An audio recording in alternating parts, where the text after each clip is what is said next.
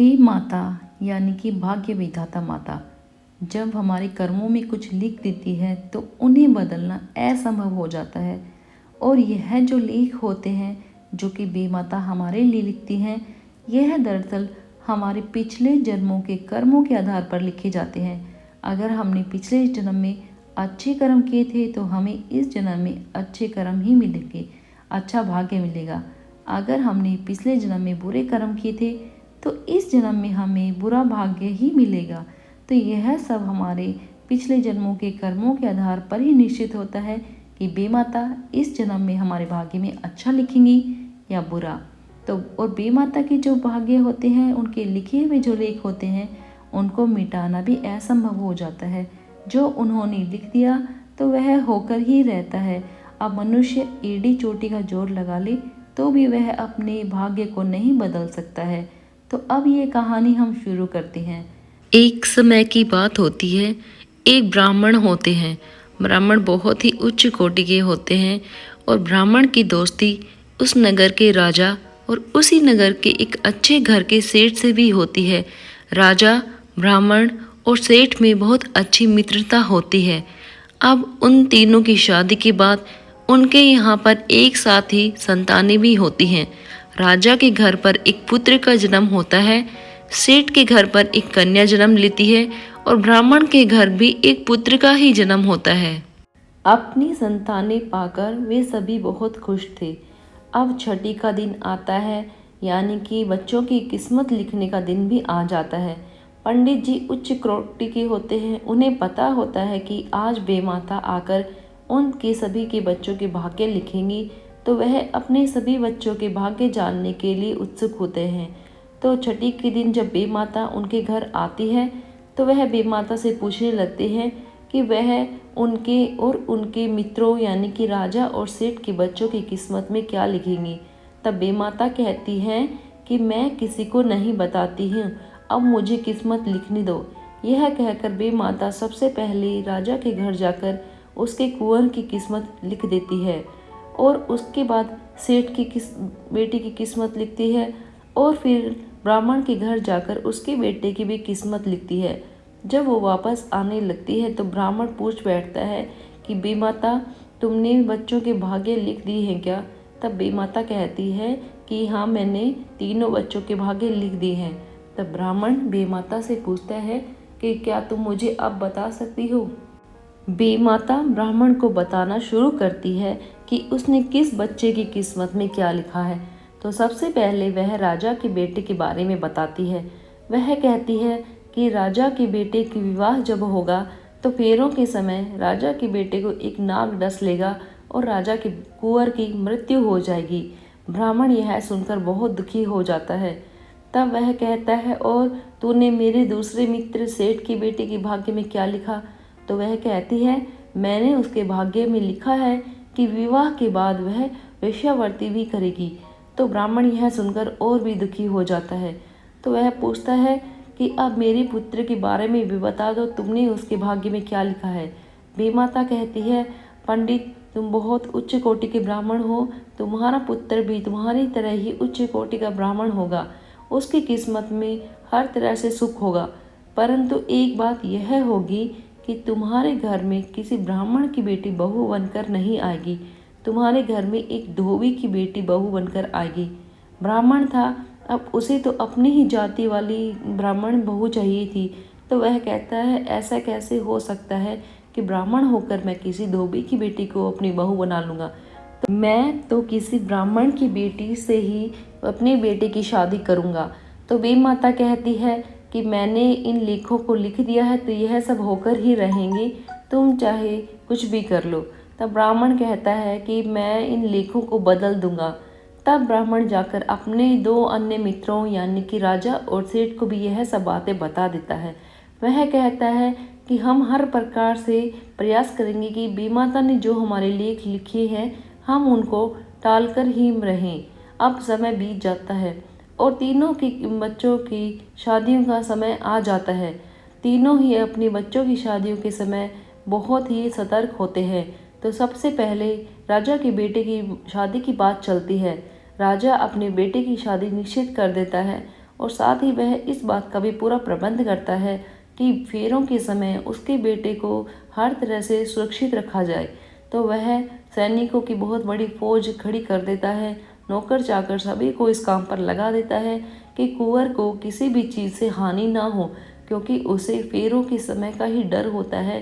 क्योंकि बेमाता ने लिखा था कि फेरों के समय उसके बेटे को एक नाग डस लेगा और उसकी मृत्यु हो जाएगी। वह अपने बेटे को 7 तालों के अंदर बने एक कमरे में बंद कर देता है और वहीं पर फेरे कराने का निश्चय लेता है। अब राजा हर प्रकार से निश्चिंत हो जाता है कि उसका पुत्र बहुत ही सुरक्षित है। अब वह कोना कोना भी देखता है कि वहाँ पर कोई सांप या कोई अन्य चीज़ें ना हो जिससे उसके बेटे को नुकसान पहुँचे। अब लड़का जो कुंवर होता है वह एक कटार पहने होता है, कटार जो कि शादी के समय लड़के को पहनाया जाता है। तो उस कटार के ऊपर एक सांप का चिन्ह अंकित होता है। अब बेमाता ने लेख लिखे थे तो कटार पर सांप का चिन्ह अंकित होता है। वह सांप असली का सांप बनकर प्रकट हो जाता है और राजा के कुंवर को फेरों के समय डस लेता है और उसे मौत के मुंह में पहुंचा देता है। इस प्रकार राजा के कुंवर की मृत्यु हो जाती है। बेमाता की एक भविष्यवाणी तो सच हो गई थी। अब बारी होती है सेठ की बेटी की। सेठ की बेटी की शादी भी बहुत अच्छे घर में ढूंढ ढांड कर होती है। सेठ को भी अपनी बेटी के भाग्य का पता होता है, तो वह अपनी बेटी को बहुत ही अच्छे माहौल में पाल पोस कर बड़ा करता है। अपनी बेटी को हर प्रकार के संस्कार देता है, लड़की का खूब ध्यान रखता है। सेठ खुद भी एक अच्छे कुलीन घर का था, लड़की भी सुशील संस्कारी थी। लड़की की शादी करने से पहले सेठ ने लड़के के घर वाले के बारे में अच्छे से जांच परख कर ही निश्चिंत होकर अपनी बेटी का विवाह उसके यहाँ निश्चित कर देता है। लड़की वाले इस प्रकार से अच्छे घर का लड़का देखकर बहुत खुश हो जाते हैं। वह सेठ सोचता है कि मेरा घर भी बहुत अच्छा है और लड़के का घर भी। अब जमाई का घर अच्छा है तो मेरी बेटी की किस्मत भी अच्छी होगी। और वह निश्चिंत होकर लड़की की शादी कर देता है और लड़के को हंसी खुशी उसके पति के साथ विदा कर दिया जाता है। पुरानी जगह में एक स्थान से दूसरे स्थान पर जाने में कई दिन और रातें लग जाती थी। लड़की का ससुराल भी बहुत दूर होता है और वह अपने पति के साथ एक जंगल से गुजर रही होती है। तब रास्ते में उसे चोर लुटेरे मिल जाते हैं। चोर लुटेरे उनका सभी सामान लूट लेते हैं और लड़के को अपने साथ उठाकर ले जाते हैं और लड़की को ले जाकर वह कहीं बेच देते हैं। इस तरह से मजबूरी में लड़की बेचारी वेश्यावृत्ति करना शुरू कर देती है और इस प्रकार से बेमाता की दूसरी बात भी सच हो जाती है। अब इस तरह से ब्राह्मण के बेटे की बारी आती है। ब्राह्मण सोचता है कि मैं ब्राह्मण हूँ, वह भी ऊंचे कुल का श्रेष्ठ ब्राह्मण हूँ, तो अपने पुत्र की शादी भी मैं एक अच्छे ब्राह्मण की बेटी से ही करूँगा। तो वह खूब सोच विचार कर खूब खोजबीन करके एक अच्छे उच्च कोटि के ब्राह्मण की बेटी के साथ ही अपनी बेटी की शादी भी तय कर देता है। वह हर प्रकार से निश्चिंत हो जाता है।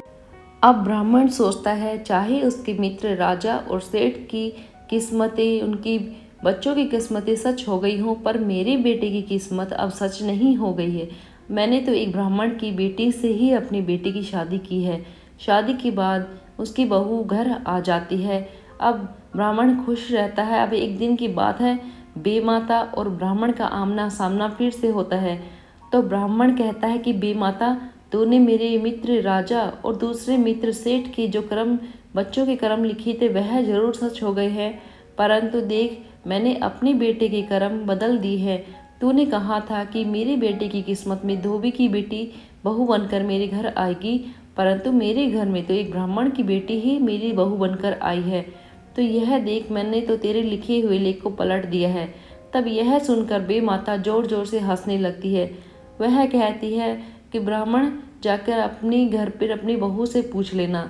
तब ब्राह्मण को समझ में नहीं आता है। वह घर जाकर बेटी से पूछता है कि मुझे तेरे माता पिता से बात करनी है। तब ब्राह्मण अपने समधी समधन के पास जाता है। वह जाकर उनसे पूछता है कि समधी समधन, एक बात सच सच बता दो कि तुम्हारी जो बेटी है, अर्थात जो मेरी बहू है, क्या वह तुम्हारी खुद की बेटी है? तो शुरू में तो वह उनके ब्राह्मण समधी समधन कहते हैं हाँ, परंतु ब्राह्मण जब 2-3 बार और पूछता है तो वह समधी समधन चुप हो जाते हैं और वह कहते हैं कि आप हमें माफ़ कर दो, हमने आपसे झूठ बोला है। यह हमारी बेटी नहीं है। हमने इसे बचपन से पाला पोसा है और हमने इसे अपनी ही बेटी की तरह पाला और माना है, परंतु यह हमारी बेटी नहीं है। तो ब्राह्मण का सर चकरा जाता है और वह पूछता है तो यह किसकी बेटी है। तो उसके समधी समधन उसे बता देते हैं कि यह तो एक धोबी और धोबन की बेटी है। वह ब्राह्मण अपना सिर पकड़ लेता है। तब उसके समधी समधन कहते हैं कि उन्हें किस प्रकार से धोबी और धोबिन की बेटी नदी के किनारे मिली थी।